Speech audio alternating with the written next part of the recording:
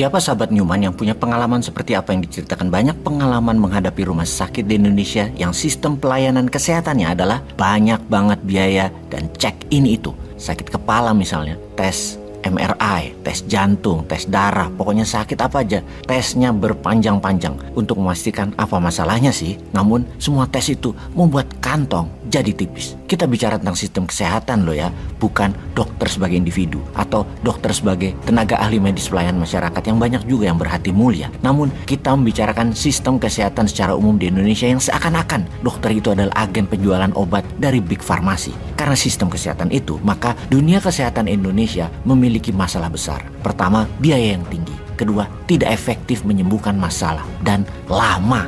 Itu harus diperbaiki dengan seksama. Karena tujuannya adalah masyarakat sehat dan terlindungi kesehatannya. Kita semua tahu bahwa sudah 7 presiden, masalah kesehatan adalah raport merah banyak pemimpin negara di negeri kita ini. BPJS Kesehatan malah membuat bangkrut banyak rumah sakit. Masyarakat ngantri bukan untuk sehat tetapi untuk administrasi yang panjang mengular. Itu bukan karena Newman punya konsep Newman Care. Terus membanding-bandingkan calon yang berambut putih atau calon yang pegang senjata atau mantan pejabat lainnya yang ternyata ketika menjabat tidak fokus untuk kesehatan masyarakat. Lalu Newman Care jadi unggul gitu dan terus kalian jadi nggak milih yang rambut putih gitu. Ya tidak, jangan gitu. Tetaplah memilih yang jago di sosmed joget-joget. Tetaplah memilih yang pegang tentara yang ketika menjabat banyak belanja alat-alat. Monggo, selera kalian kok ya. Cuman ngingetin aja, program kesehatan para calon itu piye. Kalau yang incumbent saat ini ya sudah bagus ya pilih lagi yang di-endorse beliau. Kalau saat ini merasa kurang maksimum kesehatannya, ya pilih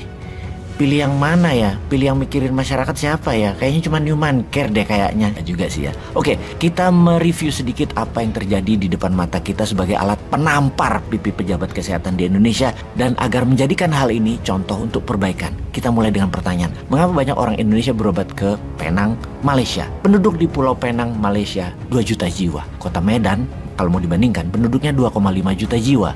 Mall di Penang itu cuma 1, rumah sakit ada 11, tidak ada gedung bioskop, ada 4 hotel bintang 5, ada 6 hotel bintang 4, dan puluhan hotel bintang 3, serta hotel budget. Semua penuh dengan pasien dari Indonesia yang berobat di Penang ini. Penerbangan dari Medan ke Penang 30 menit dan sehari ada 7 kali penerbangan dari Medan ke Penang. Jadi tidak heran banyak orang Medan yang berobat ke Penang. Juga warga wilayah Indonesia lainnya, namun warga Sumatera Utara adalah yang terbanyak dari Indonesia ke Penang. Ada apa dengan berobat ke Penang Malaysia ini? Kalau nih ya, kalau Pak Jokowi penasaran dan pengen tahu kenapa orang Indonesia berobat ke luar negeri, terutama ke Penang, coba kirim Dirjen Pelayanan Kesehatannya untuk studi tur ke Penang. Atau semua pejabat deh, pejabat kesehatan kirim ke Penang. Apakah obat di Penang lebih mahal dari Indonesia? Kenyataannya salah, lebih murah dan mayoritas sembuh berobat di sana. Tidak ada rawat inap walau operasi, kecuali operasi besar atau butuh klaim asuransi. Berbanding dengan berobat di Indonesia, bisulan saja harus rawat inap, diinfus, beli aneka obat. Kalau beruntung seminggu menginap, pulang bawa obat sekantong aneka obat. Di Penang, selain tidak perlu rawat inap, jarang disuruh beli obat. Walaupun beli terkadang hanya 3 biji, aneh kan?